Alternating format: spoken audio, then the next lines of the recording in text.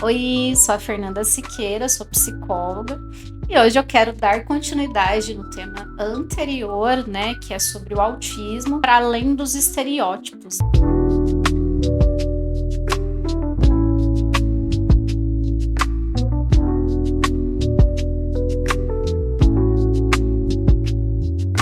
Então, para continuar, eu gostaria de colocar aqui algumas curiosidades, né? Então, durante décadas, né, o autismo ele foi estudado principalmente em meninos e meninos brancos, né, a sua maioria, né? Então, por isso que a gente fala o anjo azul, porque era voltado mais para os meninos. Então, era mais diagnosticado meninos do que meninas, né?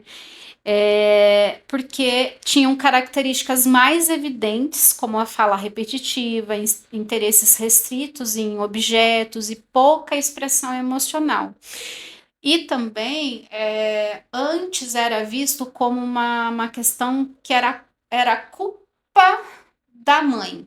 Hoje não é visto dessa forma, que eles falavam das mães geladas, frias, porque elas não conseguiam se conectar de uma forma afetiva, né, aos filhos, mas hoje isso não existe mais, não é isso, né? As mães não têm culpa, porque é uma questão genética, né? Então, genética, hereditária, então tem toda uma questão, né, orgânica do neurodesenvolvimento. Então, antes que possam surgir algo depois disso, né? Só para frisar bem claro que hoje já foi comprovado de uma maneira científica que o autismo não é mais visto dessa maneira que eu falei, né? Só que assim, esta visão, por ser muito limitada, ela acabou criando um padrão que excluiu boa parte, né, das pessoas, né, dentro do espectro, especialmente meninas, né, mulheres,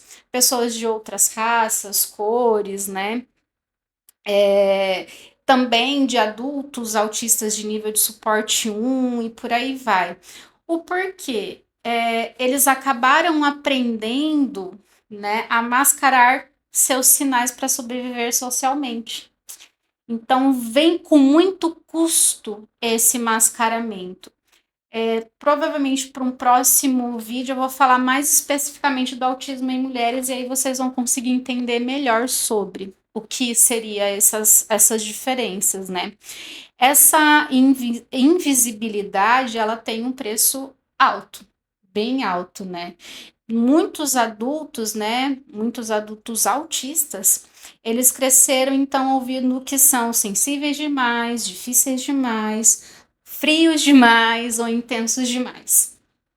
Ou outros rótulos, né, que acaba sendo atribuído para pessoas autistas. E quando chega ali na vida adulta, já carregam traumas acumulados por tentarem se encaixar em ambientes que não respeitam suas diferenças sensoriais e emocionais, porque eles são vistos às vezes como frescos, como exigentes demais, enfim. E esse processo, né, que a gente fala de camuflagem social, ou mais comumente falado, né, nas redes sociais, o mask, ele, ele é muito exaustivo para a pessoa, né, porque isso pode levar às crises, né. O porquê? Exige uma força interna, uma demanda de energia interna, mental, emocional, que para elas parecer minimamente normal, tanto é que eu falei, né, no vídeo anterior, que eu costumo observar muito as pessoas nos ambientes, principalmente em ambientes que eu não conheço, né, que é a primeira vez. Em ambientes que eu já conheço as pessoas, eu já entendi os padrões, né, de expressão facial, de comportamento e tal. E ainda tem vezes que eu tenho dificuldade, mesmo sendo conhecido, né, para mim. E isso traz muito a questão de burnout, colapsos, então a pessoa pode tanto explodir, né, que a gente fala do meltdown, que seria uma explosão para fora, então ela pode ter uma crise ali nervosa, irritada, estressada, gritar, enfim. ou o shutdown, que seria algo, uma explosão que na verdade para dentro. Então, onde ela fica mais introspectiva, ela fica mais reservada, ela quase não fala com ninguém, é quase ela não fala nada. Isso às vezes acontece de não falar absolutamente nada mesmo. Às vezes pode até parecer num estado meio de catatonia, que é aquela pessoa que fica totalmente absorta, né, dentro dela mesmo. E então outro ponto, né, importante também é o estigma, né? Porque como ainda há muita desinformação sobre o que é autismo, muita gente acaba acreditando que pessoas autistas não sentem empatia, né? Não se comunicam ou vivem em seu próprio mundo, porque antes a pessoa autista era vista dessa forma, como se ela vivesse dentro de si mesma, tivesse seu mundo interno. E não é que ela não tenha esse mundo muito próprio, muito particular dela. Porém, pessoas autistas, elas podem ser, sim, empáticas, mas a forma como ela vai demonstrar essa empatia, ela pode ser muito diferente. Elas podem viver no próprio mundo, mas ser muito solícita. Se você pedir ajuda dela, ela vai estar ali disponível para você. Ou se ela não conseguir entender o que você está dizendo para ela, que tipo de ajuda, ela vai levar na literalidade, que é uma das características também do autismo, né? Mas o que realmente acontece, né, é que, na verdade, é uma diferença na forma de processar e expressar as emoções. Porque pessoas autistas, elas podem sentir a empatia de uma forma muito intensa. Então, muitas vezes, pode até parecer que ela tivesse sentido realmente a dor da outra pessoa, né? Ela toma para si aquilo, né? Mas tem dificuldade, então, em traduzir isso em expressões que o outro entenda, né? Ou que acaba gerando as frustrações, os mal entendidos, né? Que é constante, onde acaba gerando muitas brigas nas relações e muitos afastamentos também, porque afinal de contas, conviver com uma pessoa que você não consegue se comunicar bem e ser entendido, né? Tanto você entender o que o outro te diz, quanto você também ser entendido pelo outro, acaba desgastando mesmo e as pessoas acabam se afastando, né? Então, algumas pesquisas atuais, elas mostram que o diagnóstico tardio é muito comum agora, né? Principalmente entre mulheres. E muitas só descobrem o TEA depois de anos de sofrimento emocional, que foi o meu caso, né? Esgotamento ou sucessivas tentativas frustradas de tratamento para outros quadros. No meu caso, veio muito numa questão de traumas, veio numa questão de ansiedade, de depressão. Eu suspeitava de outros diagnósticos, né? E é o que é muito comum, inclusive, né? De receber antes diagnósticos de ansiedade, de depressão, de TDAH, de bipolaridade, borderline, né? Justamente porque essas características, né, essas formas de apresentar esses sintomas se sobrepõem ou acaba se confundindo, porque acaba sendo muito parecido. Porque se vocês lembrarem do vídeo anterior que eu falei que a forma de ser apresentado essas características para cada pessoa é diferente. Até porque essa pessoa adulta, ela teve uma socialização antes, né? Ela foi socializada, ela já está dentro da sociedade, né? Não é uma página em branco. Então, isso acaba influenciando muito os mecanismos que ela aprendeu para sobreviver. Então, ela vai mascarar, vai fingir que ela é normal, mas por dentro ela vai estar se comparando a todo mundo, se achando um ET, né? Inadequada a todo momento. E é uma guerra interna isso. Por isso que exige tanto da gente, né? E lembrando que o mundo, ele não foi construído pensando nas pessoas que são neurodivergentes. Eu sempre brinco, né? Aquela brincadeira que a gente fala a verdade, sabe? Que se o mundo fosse preparado para pessoas neurodivergentes, até as pessoas neurotípicas, que têm funcionamento dentro, né, do padrão esperado, cara, o mundo seria muito melhor. As crianças aprenderiam melhor, os adolescentes também se desenvolveriam melhor, porque tudo que é voltado para o universo neurodivergente, ele vai desenvolver potencialidades que aquela criança, que aquele adolescente, que aquele adulto já tem, já possui, né? E vai ajudar a lidar com outras questões que ele não tem, vai desenvolver essas habilidades que ele não tem. E fazendo um parênteses, pessoas que têm nível de suporte 3, não dá para a gente comparar o sofrimento do nível 1, nem do nível 2 e nem do nível 3. São proporções e realidades completamente diferentes um do outro. Mas o que a gente não pode fazer é dizer que a pessoa de nível 1 não sofre, que a de nível 2 sofre mais e que a de nível 3 sofre muito mais. Dor é dor, gente. Dor é uma coisa extremamente individual. Só quem sente sabe o quanto dói.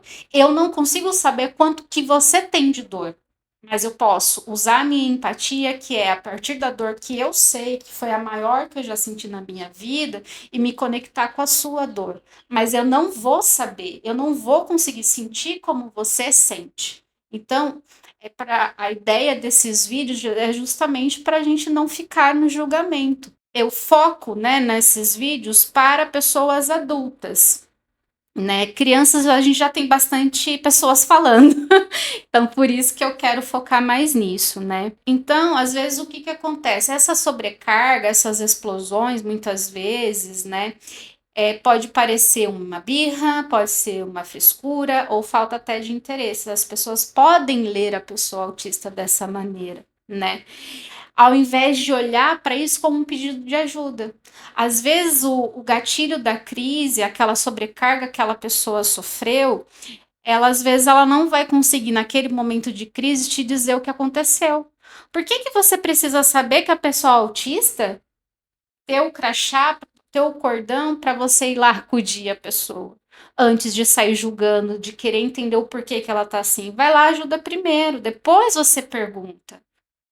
Vai te dizer, olha, eu estava num momento de crise, né? Eu sou autista. Ela vai te dizer. Mas as pessoas não têm essa sensibilidade nesse cuidado com o outro, né? Então, por trás dessas vivências, né, há uma solidão silenciosa, que é muito comum das pessoas autistas sentirem o tempo todo. Não é assim, é de vez em quando. Não. É, se o dia tem 24 horas, é 25 horas. A gente se sentindo com essa solidão.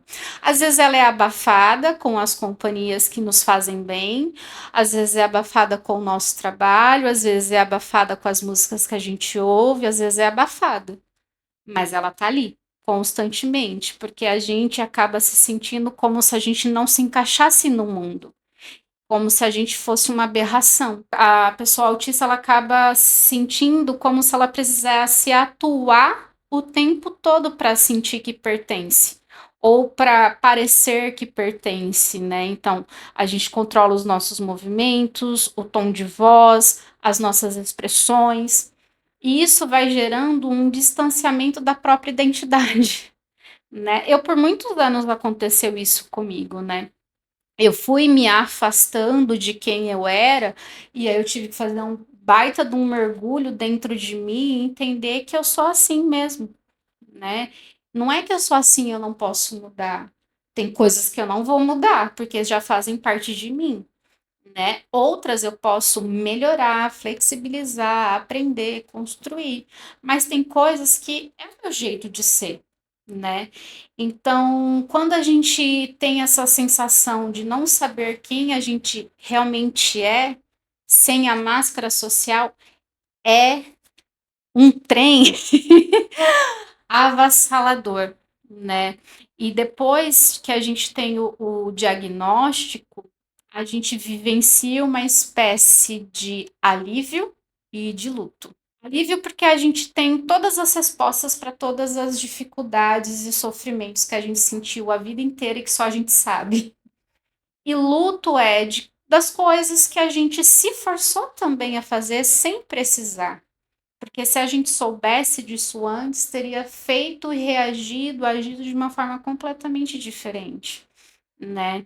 Então, e reconhecer o autismo, ele é sim um processo de se reencontrar, de reencontrar com você mesmo, porque as pessoas passam a vida inteira tentando se encaixar, como eu tentei me encaixar nos padrões, né? E aí, quando eu me entendi enquanto pessoa adulta, eu realmente senti alívio, mas eu senti um medo danado.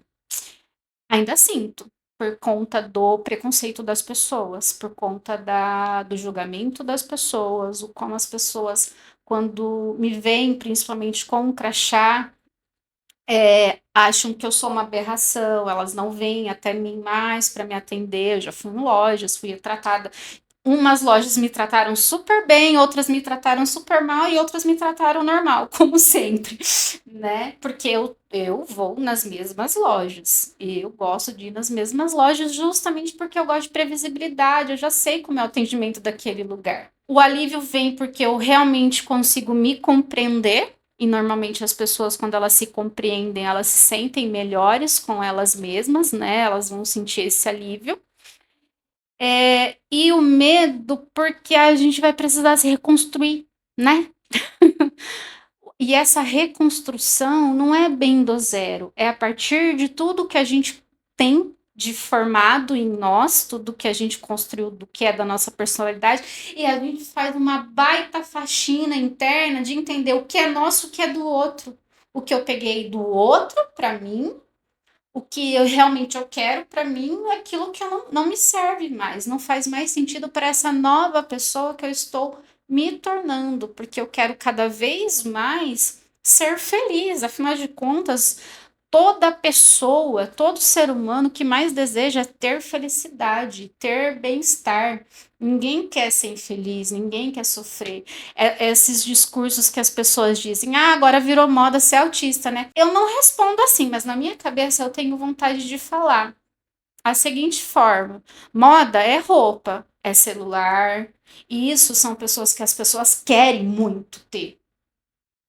Ninguém quer passar pelo sofrimento que uma pessoa autista passa todos os dias. E se a gente pensar nas crianças autistas, em que as famílias, que normalmente são mais as mães que cuidam dessas crianças, porque elas têm enormes dificuldades nesse cuidado, às vezes falta rede de apoio, às vezes falta recursos, porque os tratamentos são caros, a gente não tem todos os tratamentos no SUS, por exemplo.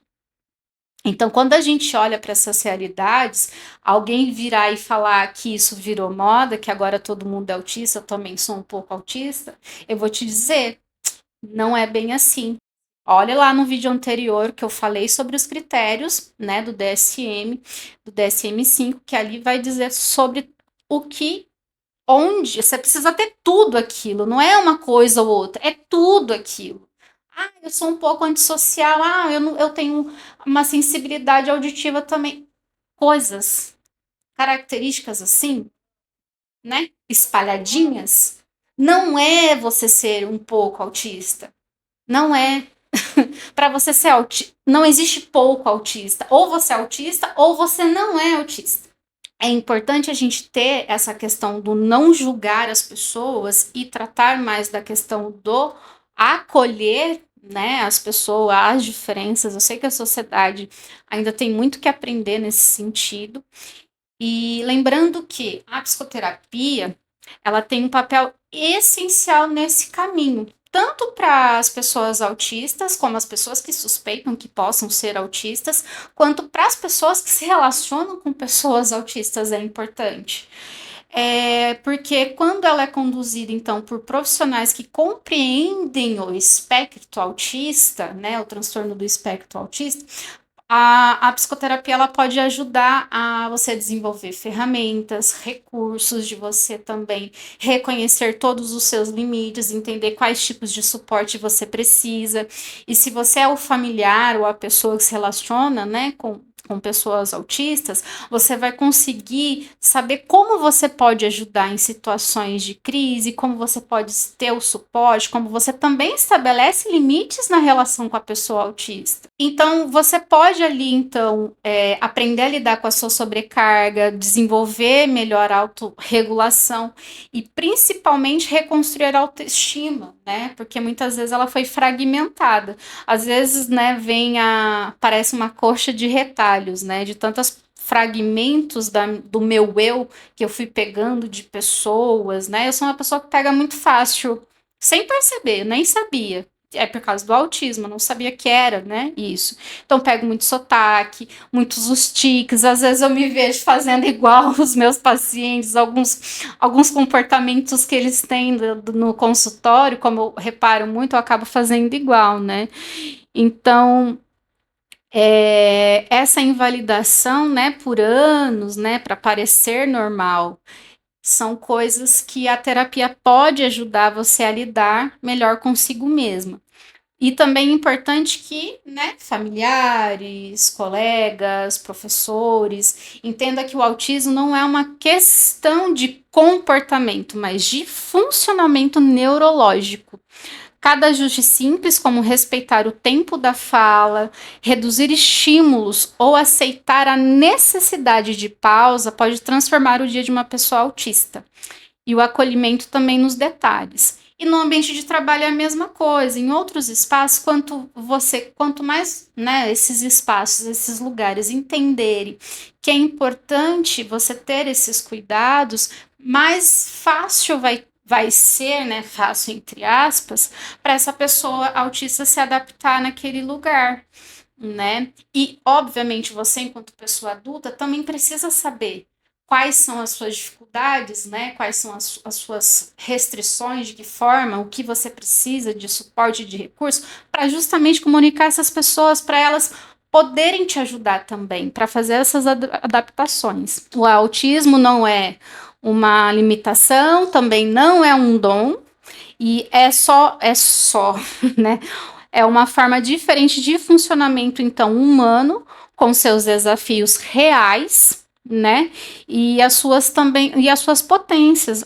Eu não gosto de falar só de um ponto, só de um lado negativo, ou só de um lado positivo das coisas. Eu gosto de trazer as duas forças. Quando o olhar sobre o autismo se torna mais humano e menos idealizado, menos romantizado, eu acredito que sim, que é possível construir espaços mais justos, acessíveis, respeitosos, inclusivos, né? Porque falar sobre autismo também é falar sobre diversidade neurológica, que a gente fala da neurodiversidade, e também sobre o direito de cada pessoa existir como é, sem precisar se disfarçar para caber. Então, espero que essas informações tenham ajudado vocês a compreender um pouco melhor sobre o autismo, a desmistificar alguns estereótipos, né, a respeito. Para o próximo vídeo eu vou falar um pouquinho melhor sobre o autismo em mulheres. Então, se você gostou, curte, comenta, compartilha. Até o próximo!